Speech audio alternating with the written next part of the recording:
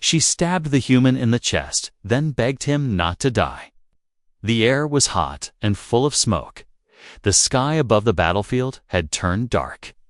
Even though it was still day, burning ships lay scattered across the black ground, and the scent of metal and blood filled the air somewhere in the middle of that broken land.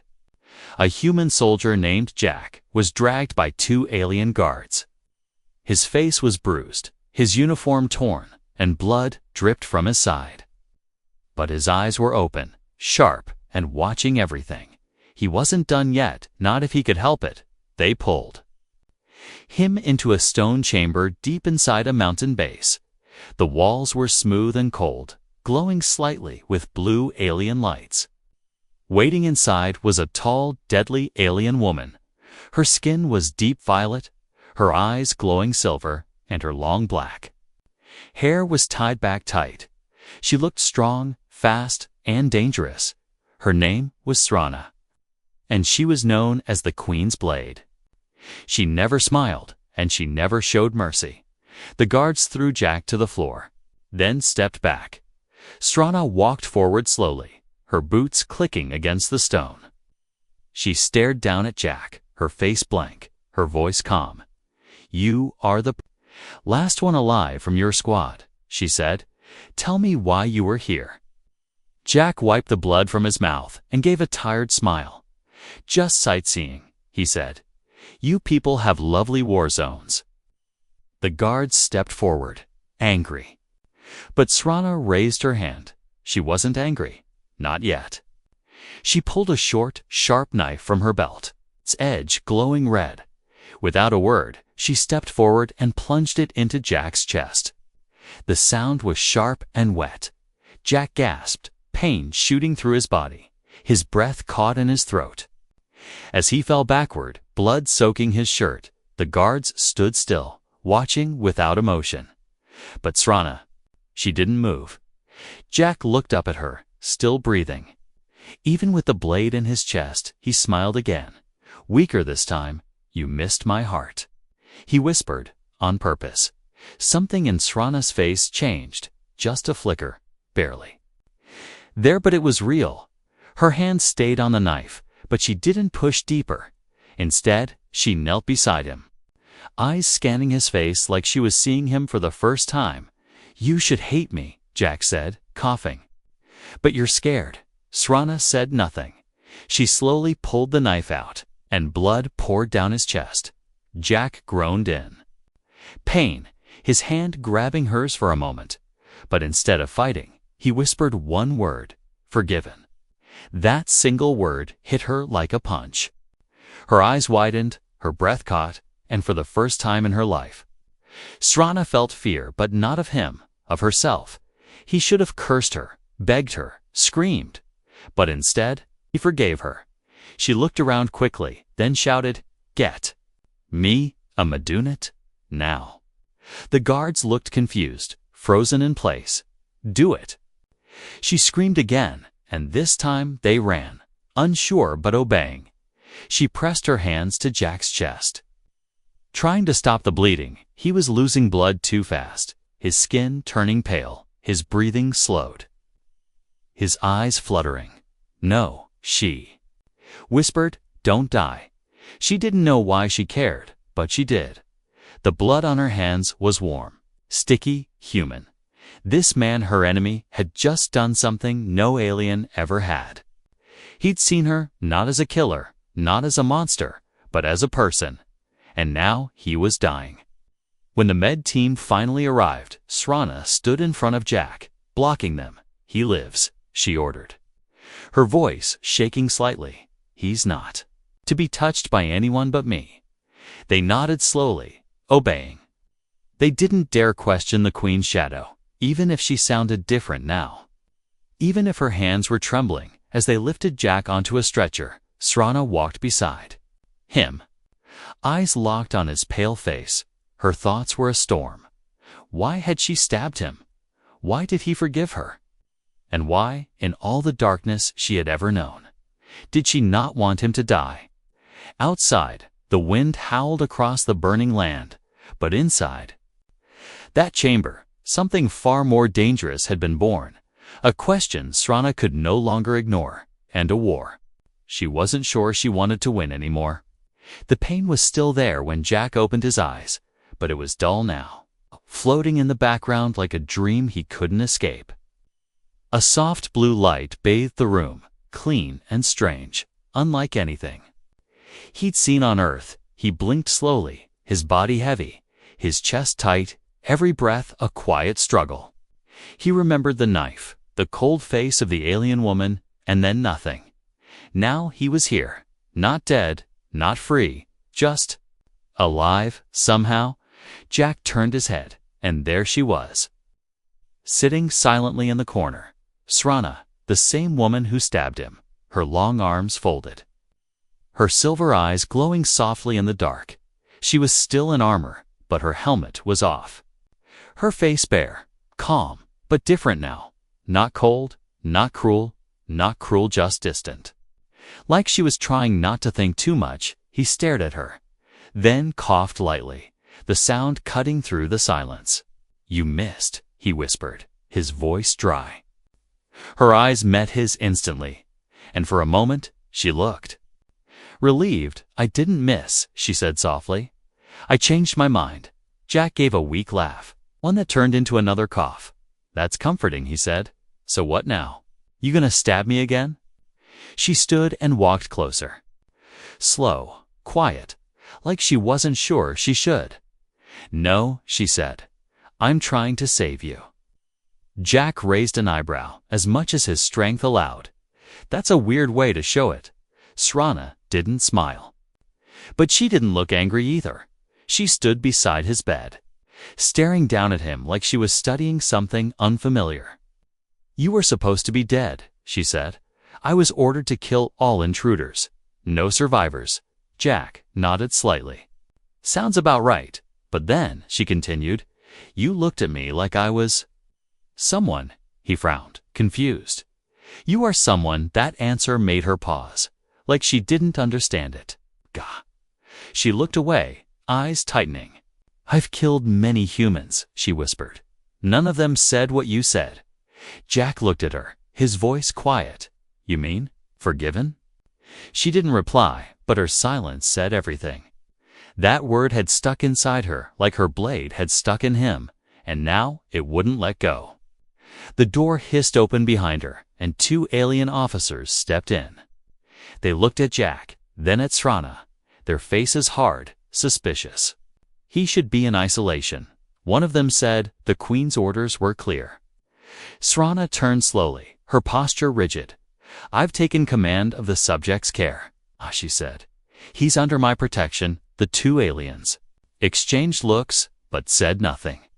No one questioned Srana directly, not without consequences. When they left, the silence returned. But it was heavier this time. Jack closed his eyes, the pain slowly pulling him back down before he drifted off. He asked, "Why are you really helping me?" Her voice came soft, almost too soft to hear. "I don't know." Jack fell asleep again, not sure if he'd wake up, not sure if he even wanted to. But in that strange alien room, the woman who had stabbed him now stood guard by his side. She didn't leave, not once, and when his breathing grew shallow, she reached out and placed her hand on his chest, not to harm, not to hurt, just to feel the beating heart. She almost stopped. Something had changed inside her, and though she didn't understand it yet, she knew this human wasn't like the others. And maybe, just maybe, she wasn't the same anymore either. The cold water ran down her arms as Srana stood in front of the sink, scrubbing the dried blood from her hands. Human blood was different from theirs, darker, thicker, and it didn't come off easily. It clung to her skin like a memory, one she didn't ask for, one she didn't want, but now it was there, and so was he. Alive barely on the medical table in her private chamber, she'd broken protocol, lied to her superiors, and disobeyed a direct kill order, all because of a single word: forgiven. She didn't even understand why that word hurt more than any. Blade ever had. He should have cursed her, should have screamed instead. He looked at her like she was someone worth saving, even after she stabbed him behind her. The chamber door opened with a soft hiss. Another shadow entered the room, tall and silent, wrapped in dark gray armor. It was Keller, another royal assassin, one of her own one who had trained beside her. Killed beside her, trusted her, but his presence now wasn't friendly. "You broke the creed," he said coldly, no emotion in his voice. "You let the human live." Strana didn't turn to face him. She dried her hands slowly. "He said something," she answered. "Something that made me stop." Keller stepped forward, his boots silent against the metal floor. "We are not trained to stop," he said. "We are trained to finish." She finally turned, eyes glowing faintly in the dim light. "I know," she said, "and that's what scares me." Keller tilted his head, studying her like she was a broken machine. "You've gone soft," he said. "The Queen will see it as betrayal." "I don't care what she sees," Strana replied, her voice low. "Not anymore." There was a long pause, the kind that feels like a held breath before a storm. Then Keller leaned closer, whispering, "They've already sent the order, Strana S." Heart stopped for half a second. "What order?" "Assassination," he said. "You and the human." Her hand moved like lightning, grabbing the blade from her belt and pointing it at his throat. "Are you here to carry it out?" Keller didn't flinch. "If I was, we wouldn't be talking." He stepped back, calm, unreadable. "I came to warn you, one warrior to another," he said. "But next time, it won't be me they send." He turned and left, disappearing into the hallway shadows as quietly as he came. Strana stood alone. Again, the room colder now, the silence heavier. She looked at the human still sleeping on the table, his chest rising and falling slowly under the alien medical shield. He was still weak, still healing, still in danger, and now, so was she. She walked to him and sat on the edge of the bed, her hands resting in her lap. What had she done? Why had she risked everything? This wasn't about honor anymore, or orders, or loyalty to a queen who ruled from behind gold walls. This was about something she hadn't felt in years' choice. Jack groaned softly, stirring, his eyes blinking. Open for a moment, Strana leaned in, just enough for him to see her face. "You're not safe here," she whispered, "and neither am I." He blinked again, trying to speak. But the drugs were still in his blood. "Rest," she said. "We move soon," as she stood. The lights in the chamber flickered, the base's emergency sensors catching. Something movement in the upper levels. The hunt had begun. They were no longer soldier and prisoner. Now, they were targets, and outside those walls, the deadliest assassins in the galaxy were closing in fast. The ground trembled beneath the mountain base as distant explosions echoed from above. The storm outside was no longer just weather, it was war. Strana moved like a shadow through the hallways, her face calm but her mind racing. She had stolen clearance codes, hacked the drone gate, and sent false orders to the patrols. But it wouldn't hold for long. They would find out. They always did. Behind her, Jack limped quietly, supported by one arm wrapped around her shoulder. He was still weak, barely walking, his breath sharp from pain, but his eyes were clear now, and they never left her face. "You don't have to do this," he whispered. "They'll hunt you too. They already are," she said without looking back. "We either run, or we both die here." The tunnel walls were closing in, steam hissing from broken pipes, red lights blinking overhead. Sirens started to blare behind them, short, angry bursts. Someone had triggered a base lockdown. Strana cursed under her breath and quickened her pace, pulling Jack through a narrow maintenance shaft. They climbed through darkness, heat, and smoke, each step forward shaking the ground under their boots. Every shadow now felt alive. Every vent a trap. As they reached a service lift near the surface, Jack collapsed to one knee, his strength gone. Srana knelt beside him, panic flaring in. Her chest, she pressed her hand to his side. His wound was reopening, blood staining his shirt again. "We're close," she said, trying to stay calm, "just a little farther." Jack looked up at her, his voice barely a whisper. "You stabbed me? And now you're saving me?" Srana nodded slowly, her voice softer than before. "I don't understand it either." She lifted him up again, gritting her teeth as the lift doors opened. Cold night air blasted into the shaft, and for the first time in days, they saw the stars. But the stars weren't alone. Search drones floated in the sky, their lights scanning the frozen plains below. There was no time left. They ran across the ice, every step painful and slow, Jack dragging his feet, Srana holding him up behind them. The mountain exploded with a deep rumble someone had destroyed. The access tunnels, they weren't just being hunted, they were being erased. A drone spotted them, its beam of light sweeping over the snow. It buzzed sharply and shot down toward them, charging its pulse cannon. Srana didn't hesitate. She shoved Jack into a frozen ditch and drew her plasma blade.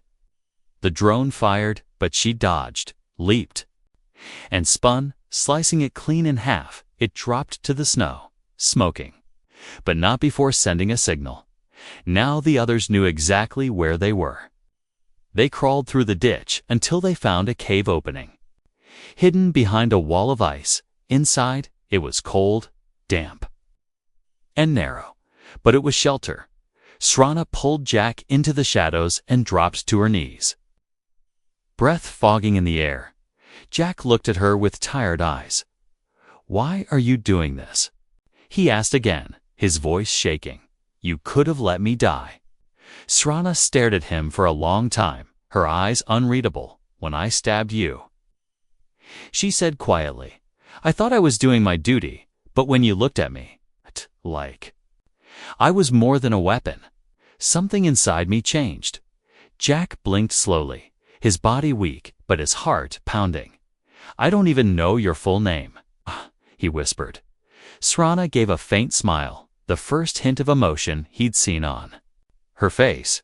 "You may not survive long enough to learn it," she said, "but if we do, I'll tell you." Outside, more drones zipped through the air, searching, scanning, closing in. They didn't have much time, but in that dark cave, something fragile had begun. Two enemies, both betrayed by their own, now depending on each other to survive. And the cold night, once silent and still, now held its breath for what came next. The cave walls pulsed softly with green light from Srana's wrist beacon, casting shadows across the frozen stone. Jack lay on a bed of packed snow and thermal cloth, shivering despite the warmth she had tried to give him. His wound was open. Again, blood dark and slow, staining the side of his ribs. He didn't complain, not once, but his eyes told her everything. He was fading. Srana knelt beside him, pulling off her armor one piece at a time, revealing layers of light synthetic cloth beneath. She reached into her small med pack, fingers trembling as she opened a vial of serum. She knew it wouldn't be enough, not for a wound this deep, not after this much blood loss. He needed human medicine, or at least a real field unit, but they had neither, just snow, cold air, and her hands. Jack opened one eye, voice dry and low. "You're cold," he whispered. "You're shaking." "So are you," she replied. Injecting the serum into his neck with careful pressure, Jack didn't flinch, just watched her silently as his body tensed from the pain. A few seconds passed before he relaxed again, breathing shallow but steady. Srana sat back, staring at the empty vial in her hand. "Why do you keep looking at me like that?" she asked, not looking up. Jack gave a small smile. "Because you're not what I thought." She frowned, confused. "You thought I was a killer." You are, he said softly. But not just that. For a moment, silence filled the cave again, broken only by the wind outside and Jack's uneven breaths. Then, in a voice she didn't expect, he said something else. Lena. Her eyes flicked to his face. What is Lena? Jack blinked slowly, like the word itself brought back a distant world. My sister's name, he whispered. You remind me of her. Srana turned her head away. Not ready to let that settle in her chest, she had been called many things blade. Ghost, weapon, shadow, but never anything like sister. Jack reached toward her, his hand shaking, and his fingers brushed hers. His skin was rough, warm despite the cold. Full of life still hanging on. Don't die, she whispered under her breath. Don't make this mean nothing. She stood up quickly, grabbed her stolen plasma rifle, and stormed out of the cave. She knew there was a forward outpost just over the ridge enemy to her own people, but carrying human supplies, she had one choice now, one risk left to take. If she could get the medkit from that outpost and return before sunrise, Jack might live. If not, he'd fade into the snow. And her betrayal would mean nothing. Hours passed. The wind tore at her as she sprinted across the frozen valley, dodging drones, ducking under scanners. At one point, she had to fight a patrol guard and leave his body half buried in snow. She didn't stop to think, didn't slow down to feel. Her blood burned with something she didn't understand, something that looked like fear, smelled like fire, and felt too close to grief by the time she reached the outpost. Her left leg was bleeding, her fingers numb. She broke through a side panel, snuck past the lights, and found what she came for, a sealed medkit, marked with the old Earth Alliance symbol. She grabbed it, shot her way back out, vanished into the storm again. Her body felt heavy, lungs burning, every step slower than the last. But Jack's face stayed in her mind, those eyes full of warmth. Even while dying, she ran faster. When she crawled back into the cave, bleeding, shaking, nearly unconscious, she fell to her knees beside him. Jack was barely breathing now, lips blue, skin cold. No, she whispered, forcing her frozen hands to open the medkit. Not like this. She worked fast, injected him with stabilizers, applied foam to his chest, set the regenerator in place. Then she pressed her forehead to his, both of them lying in the snow. Stay alive, she whispered. Not for me, but because I can't lose you. The cold didn't matter anymore. The war outside was distant now. All that remained was a girl who stabbed a man to kill him and came back from death to save him. The fire crackled softly at the mouth of the cave, tiny sparks floating up into the night. Jack was alive, breathing deeper now. His skin no longer cold. The human medkit had worked, barely. But it had given him time days, maybe. If they were lucky. Srana sat nearby, arms crossed over her knees, eyes fixed on the fire. But her thoughts were far away. She hadn't slept. In 2 nights, she didn't trust the dark anymore. The war zone outside had grown quiet. 2 quiet patrols had vanished. Scanners stopped sweeping. It wasn't mercy, it was strategy. They were being hunted in silence, like prey, and she knew it. Jack opened his eyes slowly and turned his head toward her. Hey, he whispered, voice dry but stronger than before. You're still here. Srana looked at him, her face unreadable. Where else would I go? He tried to smile, but it faded fast. You could have left me, again and again. I tried, she said quietly, but something pulls me back. He studied her face.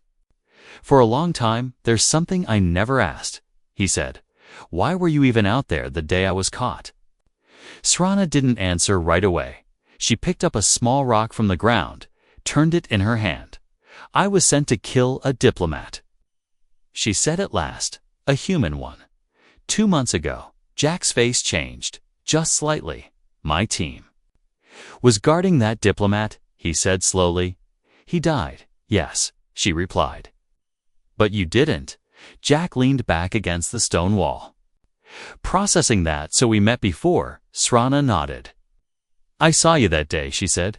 You pulled a child out of the burning shuttle while the others ran. Jack closed his eyes for a second. That child was an alien. I know. She whispered, That's why I remembered you. Outside, wind blew across the ice again. A lonely sound echoing through the valley, Srana stood and began checking her weapons. We can't stay here anymore, she said. They've stopped. Looking because they already know where we are. Jack frowned, trying to sit up. We're surrounded. Not yet, she said, but soon. She walked to the edge of the cave and stared into the darkness. Her voice turned quiet again, almost a whisper. You saved one of ours. Even when it meant risking your life. I was a soldier. Jack replied, That's what we're supposed to do. Srana turned her head, her eyes glowing slightly in the shadows. No, she said, you were human. Jack struggled to his feet, holding the wall for balance. You still haven't told me your full name, he said. Srana tilted her head, almost smiling. You wouldn't be able to pronounce it. Try me, she hesitated, then stepped closer, her voice soft. Srana Telhari of the Queen's Shadow Order. Jack blinked. That's a mouthful. You can just call me Srana. She said, until I betray you. He laughed weakly. But his eyes said he believed her now. Not just as an ally, but as something more. Not quite friend. Not quite. Stranger, something new, something fragile.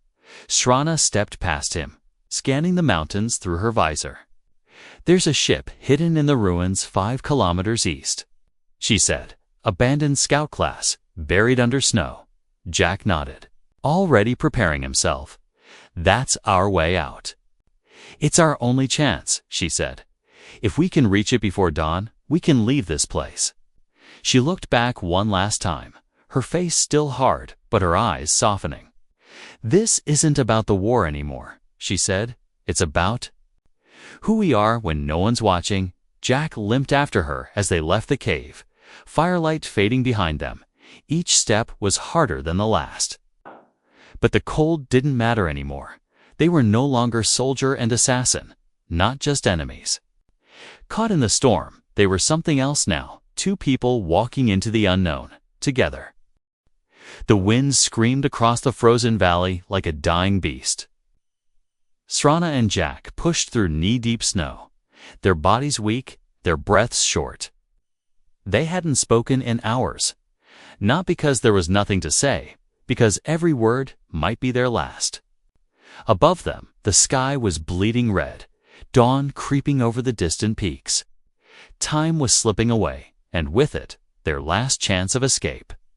The crashed scout ship came into view just as Jack collapsed again. Srana caught him before he hit the ground, her knee sinking into the snow beside his. His skin was pale again, the wound reopening from strain and cold. No, she whispered, pulling his arm over her shoulders. We're not stopping now. Jack tried to smile, but even that took effort. You're really bad at letting people die, he said weakly. She shook her head, eyes burning. Not this one. They reached the ship's entrance, half buried. Under ice, metal bent and rusted. Srana used her last plasma charge to cut through the door, sparks flying into the snow. Inside, it was dark, broken. But the life support system flickered weakly. She dragged Jack inside and sealed the hatch, then dropped beside him, breath shaking. We made it, she said. Not sure if she believed it. Jack didn't answer. His eyes were closed, lips slightly parted, skin icy to the touch. She touched his chest, still, too still. No, she whispered, louder this time, pressing her hands to his ribs. Don't do this. He didn't move. She looked around desperately, ripped open the control panel, found a power cell still, working with trembling fingers. She linked it to the old medical injector and plunged it into his shoulder. Come back, she whispered. Come back, you stubborn human. Silence, and then a gasp. Jack's body jerked. His eyes snapped open, and he took a deep, raw breath. Srana dropped to her knees beside him, head lowered, eyes shut tight. She didn't speak, couldn't. All she did was grab his hand and hold it tightly. "I almost lost you," she whispered at last. Jack blinked, still dazed. "But you didn't," he said, trying to sit up. "You really can't kill me, huh?" She looked at him, face unreadable, then whispered, "Not anymore." He studied her, then reached up and touched her face gently. "You stabbed me once," he said, smiling a little. "What if I let you do it again, just to see how far you'd go to fix it?" Srana chuckled for the first time, just a breath of laughter. "Next time, I stab myself first," she said, "to keep things fair." They sat there in the half-dead ship, broken and bleeding, but alive, outside the sky. Continued to change, light washing over the snow-covered valley. A human rescue signal pinged faintly on a scanner nearby. Help was coming, but even before it arrived. Jack leaned back and looked at her, not like an enemy, not like an alien, but like someone real. Someone who had changed him and whom he had changed in return. Srana met his eyes and whispered, "I was ordered to kill you, but you made me feel alive instead." Jack smiled, his voice soft. "Then I guess we both failed our missions." And somewhere far above the battlefield, above the frozen sky and the dying war, a new story had begun, one not written by generals or queens, but by two enemies who refused to stay enemies, because sometimes survival isn't just about the body, it's about the heart that chooses not to stop beating.